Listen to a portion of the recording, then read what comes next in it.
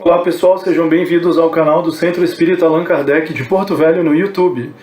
Este é o início do nosso ciclo de palestras online. Meu nome é Rodolfo e nós vamos começar hoje com o tema A Nova Era, a Verdadeira Realeza de Jesus. Quando nós analisamos o roteiro histórico de desenvolvimento da religião judaica, quando nós entendemos que os judeus foram responsáveis por revelar ao mundo a existência de um Deus único e foram responsáveis por não só institucionalizar essa crença, mas por difundi-la.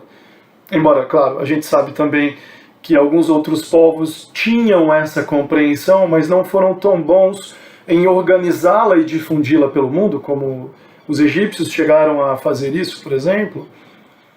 Nós precisamos entender que a gente só consegue capturar bem o sentido da crença judaica dentro de uma narrativa histórica muito específica. Todo povo faz isso.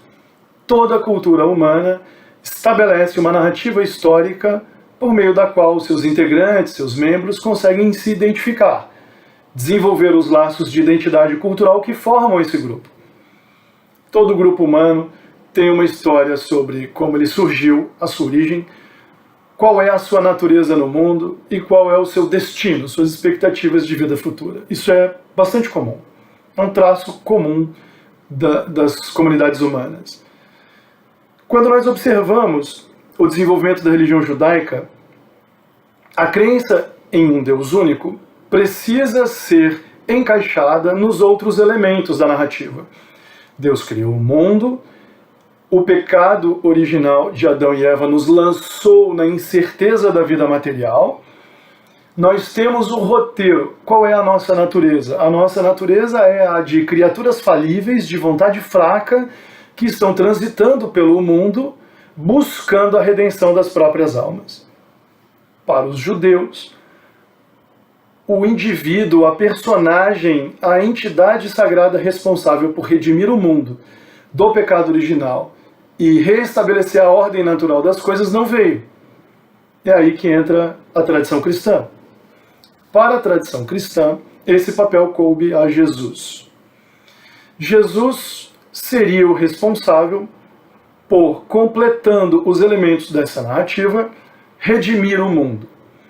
Pelo tamanho do seu esforço, sendo Filho de Deus único, teria vindo ao mundo para, em sacrifício diante da humanidade, redimir a humanidade, retirar o pecado original do mundo e devolver para cada um de nós, alma individual, a responsabilidade pela própria salvação.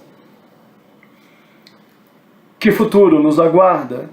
O futuro de um julgamento perante Deus, onde daremos conta desse tempo que cada um de nós teve enquanto esteve no mundo material. Essa narrativa, que tem um começo bem marcado e tem uma expectativa de futuro bem definida, compõe o quadro das crenças judaico-cristãs de que os espíritas fazem parte, mas com algumas diferenças significativas. E é muito difícil para as pessoas que não são espíritas ou que conhecem pouco das tradições espíritas entenderem que sim, para os espíritas nós estamos inseridos dentro do mesmo quadro histórico tradicional, pelo menos no que diz respeito à importância de compreendermos o papel de Jesus. Os espíritos que nos inspiraram e nos revelaram a doutrina espírita dizem que o papel de Moisés nessa história é extremamente relevante e que nós não devemos desconsiderá-lo. Moisés foi responsável, junto com outros codificadores judaicos, por transformar a propagação da ideia de um Deus único em algo forte culturalmente o bastante para que essa mensagem chegasse em outros lugares. Mas fundamentalmente para o Espiritismo, cabe a Jesus o papel de nos guiar não só diante do ciclo de desenvolvimento da nossa própria natureza, do nosso roteiro individual, mas das nossas expectativas de futuro. Quem é Jesus para o Espiritismo? Observando de fora do Espiritismo, as pessoas chegam a ter uma visão de que nós desqualificamos ou reduzimos a importância que Jesus teria nesse roteiro de salvação individual.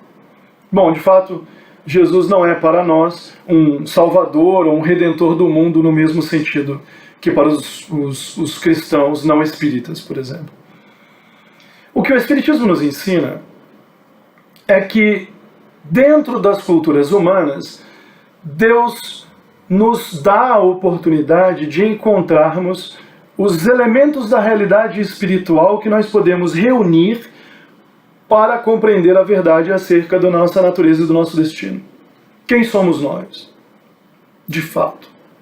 Bom, apesar das narrativas históricas serem fascinantes, apesar de a gente ter uma história que a gente deve valorizar, não só na cultura judaica, não só na cultura cristã, mas nas centenas de milhares de cultos religiosos e sistemas de crenças naturais ou culturais que nos revelam muito da verdade espiritual, nos diz o Espiritismo, que nós devemos nos concentrar em entender o caráter moral da revelação cristã. E é aí que ficam faltando elementos na tradição judaica e na tradição cristã até o século XIX para conseguir expandir a importância moral da revelação cristã. Qual é a importância da revelação cristã sob a ótica do Espiritismo? O que o Espiritismo nos ensina é que Jesus não é apenas um revelador de uma verdade aos nossos olhos escondido. Jesus é Ele mesmo a mensagem da revelação. Sua existência, o seu modo de vida, o seu exemplo é a mensagem. Não é o que Jesus falou que é o Evangelho, é o que Jesus foi que é o Evangelho. E o que os espíritos superiores nos ensinam é que o trabalho árduo de Jesus entre nós pode e deve ser expandido para toda e qualquer cultura humana. Ele é um modelo de perfeição moral que deve servir de referência de natureza ética para todos os povos, onde quer que estejam. Mas vejamos bem, isso não significa que as religiões cristãs, quaisquer que elas sejam, devam se estender e ocupar o espaço das outras religiões. Isso também não significa que todas as populações humanas de hoje ou de amanhã deverão se converter às formas do cristianismo que a gente conhece. Muito bem, é aí que o Espiritismo entra em cena. Com a revelação espírita, ou seja, com o fato de os espíritos superiores de forma organizada terem vindo em nosso socorro nos ensinar sobre a imensa vida espiritual e fora, eles procuraram deixar claro o seguinte: Jesus não é patrimônio cultural de um povo ou de outro povo. Na verdade, nem Moisés o foi. Na verdade, nenhuma parcela do que é verdadeiro na natureza pertence a ninguém. Somente a Deus. Então, o que é que nós devemos fazer? Nós devemos prestar atenção em como a revelação se mostra para que a gente consiga quebrar as cadeias da nossa própria compreensão. Nos libertarmos das amarras que nós mesmos construímos para prender a mensagem. Jesus aparece para a gente, então, não como o redentor de um mundo que tinha sido destruído, um mundo caído, um mundo contaminado pelo pecado de outros. Mas ele aparece para a gente como um libertador de consciências. Ele aparece aos nossos olhos como um espírito irmão, presente, amigo, dentro do nosso cotidiano, a nos inspirar a transformação individual que significa para nós efetiva salvação. Nenhum de nós é um espírito condenado pelo pecado de ninguém, e nós não somos, nós mesmos, individualmente falando, como espíritos imortais, condenados sequer pelos nossos erros do passado, a penas que nunca vamos conseguir pagar, a karmas impossíveis de saldar, a débitos que só Deus pode tirar de nós. Não. Cada um de nós é agente do próprio destino. Cada um de nós é responsável pelo processo de transformação que pode nos dar aquilo que nós mais sonhamos. A liberdade. A liberdade de sermos e de estarmos com quem nós quisermos. A liberdade de poder soprar aonde quisermos. A liberdade de poder nos expressarmos e viver no mundo entre os nossos amores, afetos, enfim, irmos conduzindo o nosso destino da melhor forma possível. É interessante perceber que esse roteiro de salvação tem duras consequências, claro. Claro, Deus não pode fazer por nós o que nós não estamos dispostos a fazer por nós mesmos. Não faz sentido esperarmos, por exemplo, a salvação no juízo final. Não faz sentido perdermos a vida e esperarmos que Deus possa, em reconhecimento à nossa fé, fazer algo por nós. O que é que nós podemos esperar? Nós podemos esperar que, trabalhando duro em nós mesmos, Deus possa estar sempre nos ajudando a obter força moral para colocar em movimento as transformações que a gente vai adiando com o tempo. Quem é, então, o espírita? Quem somos nós que estamos nesse caminho de busca pela transformação da própria condição? Ora, ser um agente do próprio destino não é fácil. Muitas vezes as pessoas ficam em dúvida sobre se tem para elas alguma salvação, se faz sentido para a gente ter fé ou esperar que a gente possa receber auxílios externos, ou em momentos de grave dificuldade como os que estamos vivendo agora, se faz sentido apelar aos céus, porque se nós somos responsáveis pelo nosso próprio destino, ninguém vai vir até aqui e nos ajudar a resolver os nossos problemas. Calma. Não é assim. Nós estamos cercados por multidões de espíritos interessados no nosso bem. Assim como nós, que temos filhos pequenos, nos importamos muito com o destino deles e saímos correndo quando algum deles pede ajuda, também estamos cercados de amigos presentes, operosos, valorosos, que não nos deixam cair. O que eles não podem fazer é andar o nosso caminho por nós. O que eles não podem fazer é, confiando nas nossas boas intenções, resolver os nossos problemas. Eu não quero dizer com isso que, por exemplo, se você é uma pessoa que tem muita fé e você confia na expectativa da solução de um problema grave, uma doença grave, a gente está num tempo de calamidade, é natural que todo mundo espere que Deus possa intervir no mundo e nos ajudar com os nossos problemas. Eu não quero dizer com isso que Deus não possa, de fato, fazer o que Ele tiver vontade de fazer, nos mandar a cura do coronavírus. Sim, claro, pode. O difícil é imaginar por que Ele faria isso passando por cima dos cientistas que trabalham tanto, passando por cima das pessoas que pesquisam a vida inteira, passando por cima daqueles que trabalham para lutar contra os obstáculos da natureza e renovar o mundo.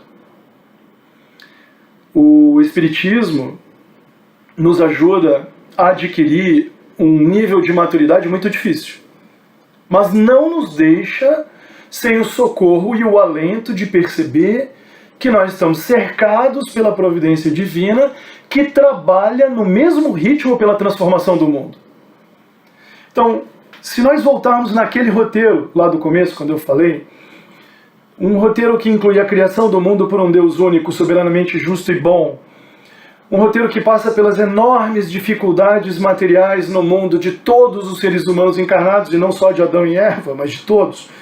Um roteiro que tem a ver com a falta de capacidade de agir, falta de capacidade de fazer boas escolhas, dificuldade de amar e de fazer o bem. Nós atravessamos esse tempo em enormes dificuldades e encontramos Jesus há 2000 anos. Um guia, um farol, um sol iluminando as nossas vidas. E Jesus há 2000 anos apelando às nossas consciências para que a gente consiga, dia após dia, com muito esforço, melhorar, sermos melhores, fazer o bem, evitar de fazer o mal aos outros, lutar contra as imperfeições morais. Muito difícil. Espíritos imortais, encarnamos e desencarnamos há 2000 anos e estamos aqui nos perguntando, e a nova era? E a nova era? Eu ouço a mensagem evangélica, eu tento, eu sou um incapaz, é muito difícil para mim. E agora eu sou espírita. O que eu posso esperar? Mas a resposta nos foi dada. Nós somos espíritos imortais, nós não seremos destruídos por qualquer tipo de transformação moral. O apelo de Jesus é um apelo cotidiano, não é um apelo filosófico, perdido no tempo. Inclusive, virou moda entre os espíritas fazer exegese de texto evangélico, bíblico, e buscando o sentido das palavras de Jesus, mas não há nenhuma dubiedade, não há nada de equívoco na mensagem evangélica, fazer o bem, sempre. Claro que é difícil porque nós somos espíritos difíceis, mas não há dubiedade na mensagem evangélica.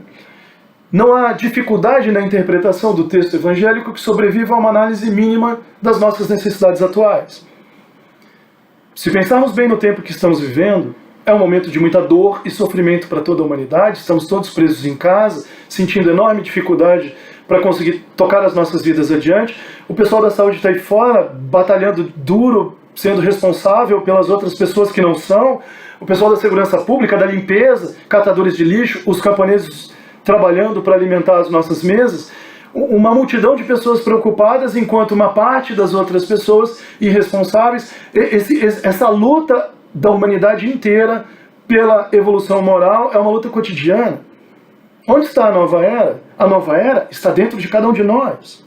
A nova era está na disposição de cada um de nós em assumir a parte que nos cabe na responsabilidade de fazer o bem agora. Não no juízo final. Não no momento especial do tempo ou da vida. Não dentro de um conceito filosófico. Se nós estamos sentindo falta de conforto espiritual nesse momento, nós podemos reagir de modo imediato, procurando alguma ação no bem que possa nos mostrar aonde Deus está perto da gente. Foi o que Jesus nos mostrou. Em todos os momentos da sua vida, apontando o caminho do bem para que nos sentíssemos próximos de Deus. Se sentimos carência da presença divina hoje, é porque estamos carentes de fazer o bem em alguma medida. A nova era é uma era de transformação moral, é uma era de mudança das condições do mundo a partir da renovação da alma de cada um de nós. Isso só vai acontecer não porque Jesus voltará num carro celestial, não porque experimentaremos fenômenos grandiosos de transformação moral, por nenhum desses motivos. Isso vai acontecer quando cada um de nós se tornar mais diligente na responsabilidade que tem de fazer o bem.